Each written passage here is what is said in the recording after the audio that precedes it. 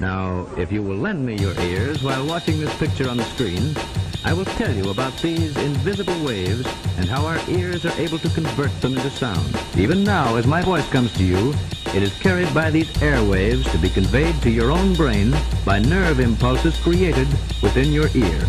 As we shall see, this feat of conversion requires the highly refined and perfect mechanism, which is our ear. What an unspeakable privilege to talk about the Holy One, his wondrous acts and might, and the sacrifice of his only son. Disclaimer, turn this off now if you want a worldly substitute, but turn the volume up, hear me if you sincerely love the truth. So focus, we have much to do and little time to do it, and my job is done if this encourages you to commune with him. To get a bigger view of him, we gotta dive in deeply though. 6 million forms of communication like C3PO. By nature, all of us are blinded to divine reality, and we would stay in that state if God didn't give us eyes to see. But now that he has opened them, our view is panoramic now. Although it's through a dark glass, it's new and not Adamic now. It's true and kinda tragic how at one time we had spite for him, and whether religious or irreligious, we were fighting him. The elect, Jesus died for them, Holy Spirit enlightened them, and now the works of God are studied by all who delight in him. Delight in him, delight in him, delight in him, delight in him, delight in him, delight in him, delight in him, delight in him, delight in him, delight in him, delight in him.